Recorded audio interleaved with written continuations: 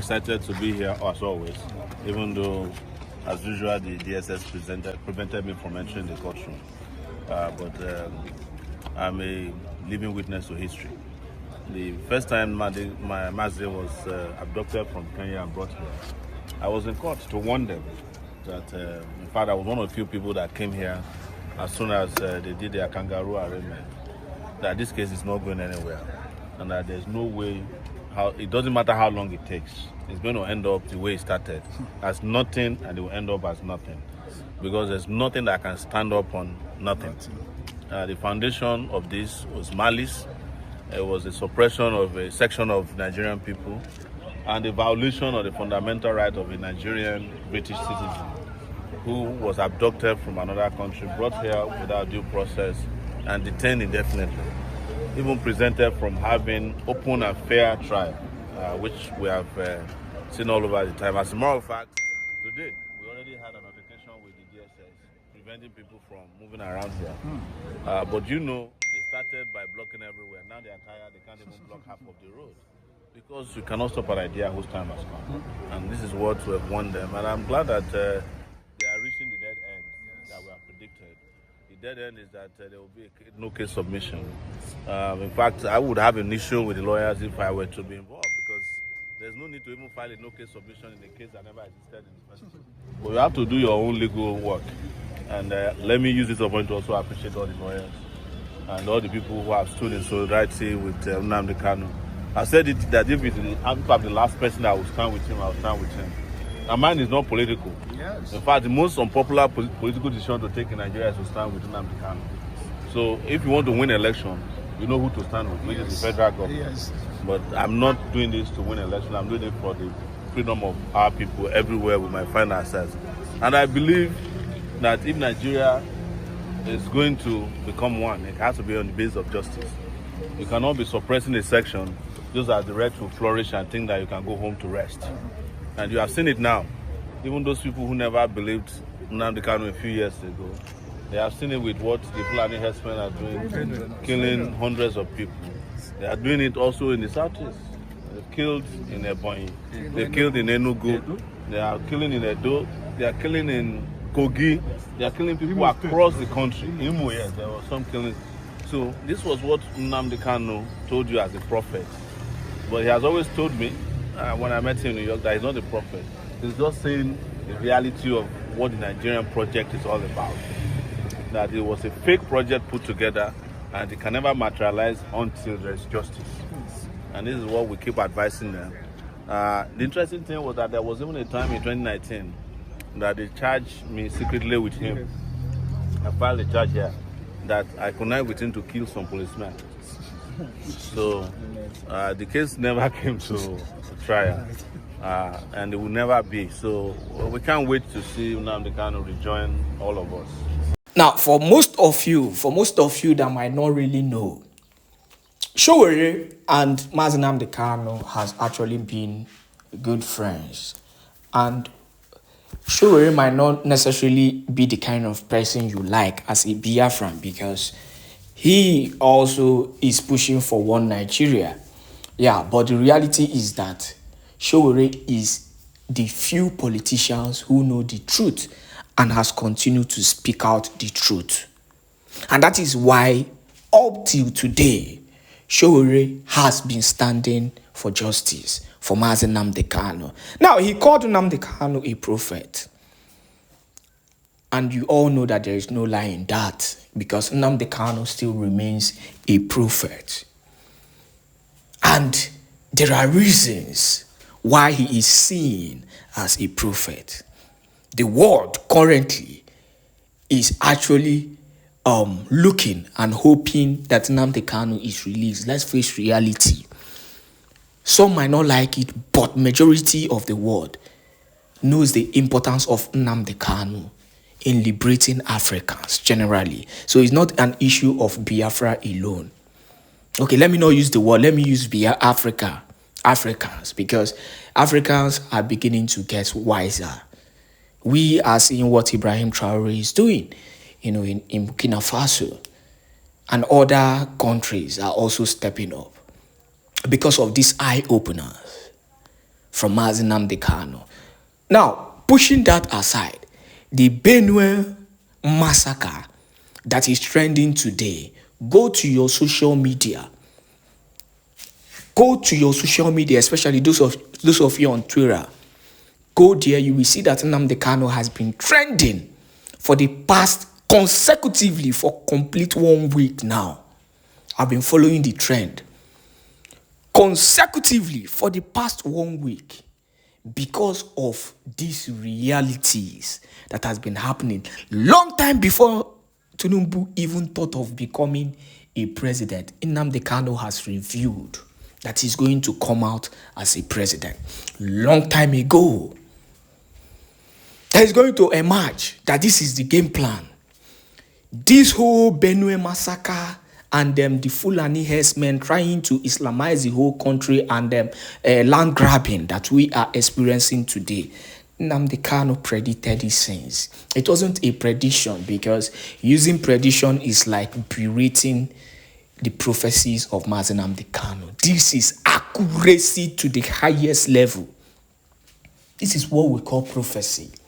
Not all these shabarabarabara you hear on social media from fake so-called men of God. So-called men of God. Small G-O-D. Small G-O-D.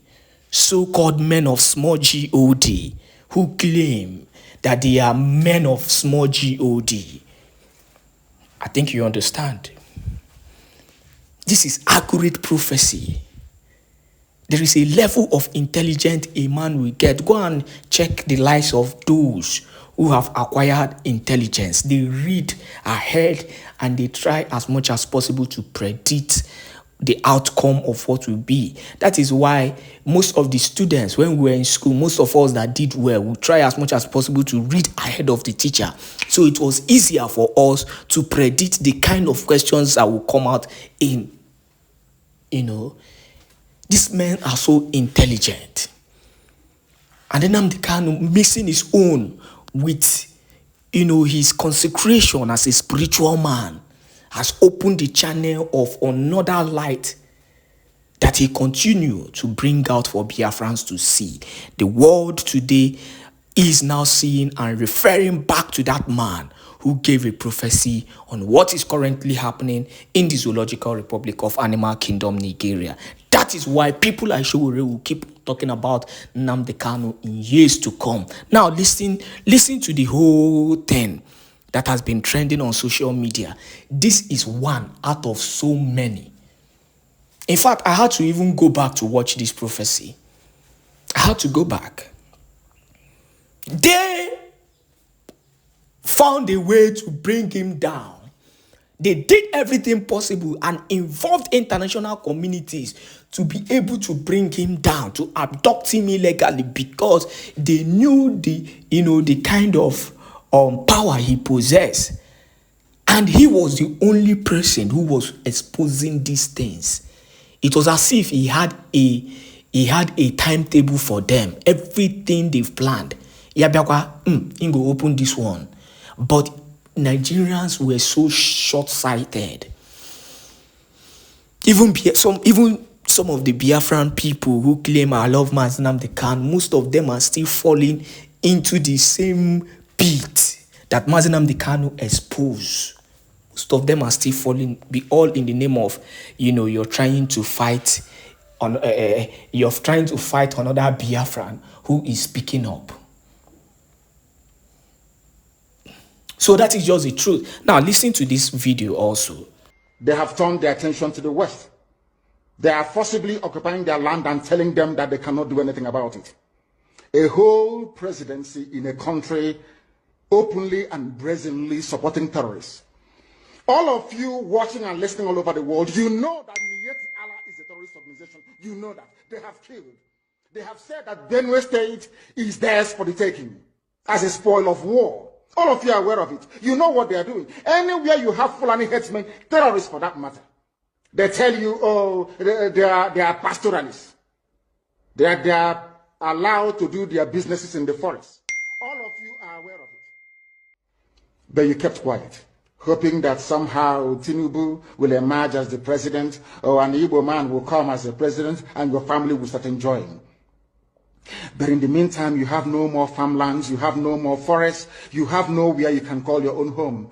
The same stupidity exhibited by Hausa peasants that enabled Fulani to take Sokoto from them.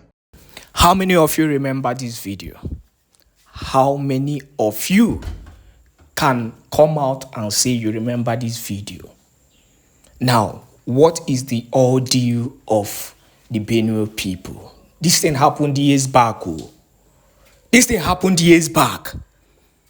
How many of you still remember this video and the year? Please, if you remember the year this video, Nnamdi Kanu dropped this video, please go to the comment section and tell us. Please, we want to know. He saw this and he exposed it. But they never listened to him. Most of them, said he's a mad person. They called him all kind of names. But today, they are bringing back. This is why I love the internet. This is why I love the internet. The internet is like God reminding you that so time, you said so thing, look at it, everything will show. Internet never forgets. These things were recorded, and this is the lovely things about it. This is why I love the internet. They are bringing it out. In fact, the funniest thing is that as this thing is happening, wherever Nnamdi Kanu is in the DSS detention,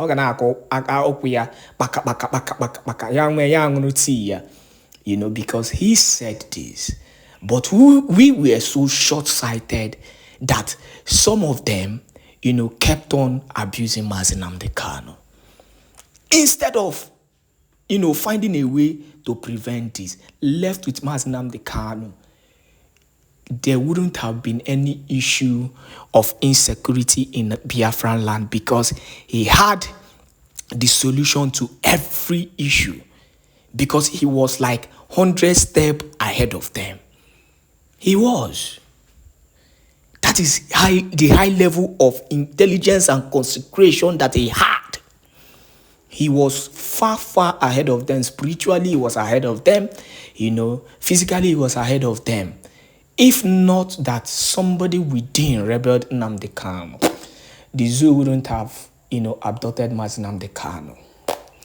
But the reality and the question that we keep on asking is, what offense did Nnamdi Kanu really commit that he is still under the DSS custody? Let me leave you with the wise words of Nnamdi Kanu as you answer that question in the comment section. From is mostly located in our brain. We do not reason properly as a people. Do not take it as an insult. No, not at all. It is a fact. When Britain refused to make Azikiwe the Prime Minister of Nigeria, we should have known that our time was up, that they were going to come for us sooner rather than later. What is happening in Nigeria today, a Nigeria created not by an African, a Nigeria created not by your ancestors, a Nigeria created not by gathering all the component ethnic groups together and asking them what they want, but a Nigeria created by a foreigner, a Nigeria created by those that came and took us to the Americas as slaves, a Nigeria created for the exploitative purposes of the British Crown, a Nigeria created to serve one sole purpose, to make sure that as a people, we will never ever see economic, political, nor social advancement. Because those that created the place that you call your country, Nigeria, never had your interest at heart. Sadly, I would say very, very sadly, African nationalists failed to understand this. They wanted to be kings and emperors in empires they themselves did not conquer nor create, but created by a white man to serve the purpose of draining not just our treasury, but our mental capacity forever and ever. What am I trying to say is that as long as Nigeria continues to exist, we would continue to be the last of the very last in the indices of human development right across this very planet Earth. There will be no freedom. You will not have the right to choose those that will represent you. If you remain in Nigeria, if the army doesn't kill you, the police will kill you. If the police doesn't kill you, Fulani terrorists will kill you. If they all fail to kill you, hunger and deprivation will kill you. There is only one solution: to kill Nigeria before Nigeria kills everybody else. What is happening in the zoo today is a very clever ploy by Britain. Not all British people, mind you, because there are wonderful people in Britain. Those that are referred to as neo-colonialists. Nigeria was designed to hold us down, everybody. It doesn't matter who you are. Even the Fulani that you think are having fun, most of their people are suffering and crying as well. Only if they can settle down and listen to this very gospel and the ones we have preached before now, they will begin to appreciate our magnanimity, because we want to save everybody, even beyond the borders of the zoo. We want to save every African man and woman, child, every black person right across this very planet Earth. If they are willing and able to learn, then we all are going to be free. The task is huge. It is enormous, because our enemies are sophisticated. They are embedded. They control the media. Sometimes they even determine the narrative. They can say that an innocent man is guilty and you all will swallow it. They can say that a guilty man is innocent and all of you will swallow it. That is why it is very, very critical that people are educated, that they understand what is confronting them and be able to develop the ability to counter every move of the enemy. As you all know very well, the zoo, the media, not just in the zoo, but all over the world, they have been bought over, as you all know, very, very clearly. If we fail to do something about our situation, we are all going to drown. We would all perish. Unless you are understanding and discerning enough, you will not know that you are in bondage in the zoo. Our approach to these issues, or should I say my prescription, is tough love, not warm words that get you nowhere. That is why we do things the way we do them.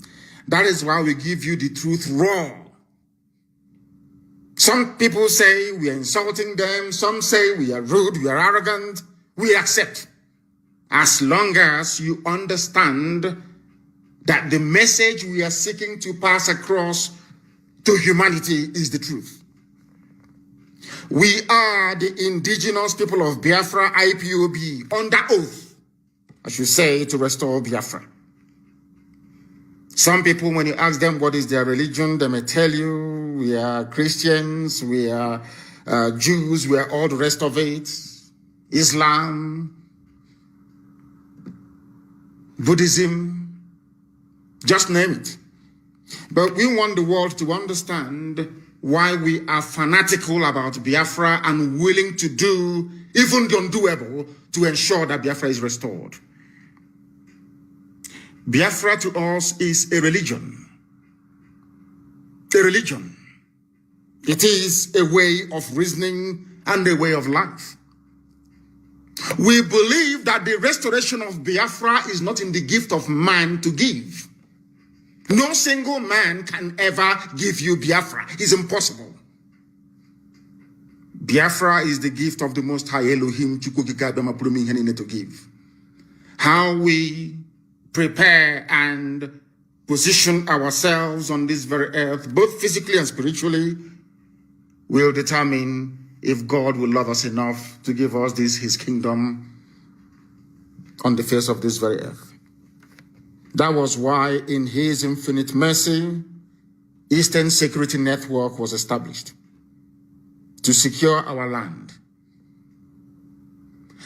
And anybody foolish enough, anybody stupid enough to seek confrontation with us, as I have said previously, before you come to look for us, before you enter into our forest to perhaps die there, because you all will perish anyway.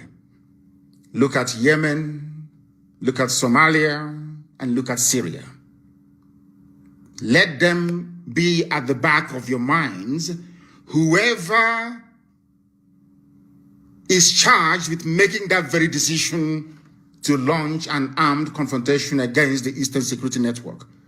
I'm saying this to the hearing of the whole world. As you all know me, I do not do anything in secret. Everything we do is out in the open. Anybody foolish enough, because I know the Janjaweed are very foolish. You know, the Fulani, they have what I call the mentality or the mindset of Mohammed Siad Barre, the erstwhile president of Somalia.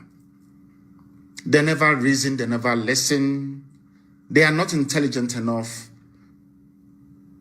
to understand when the end has come. The only people supporting them is Britain. And we are not going to fool ourselves. Britain does wield a very considerable clout. They are taking our oil in our land.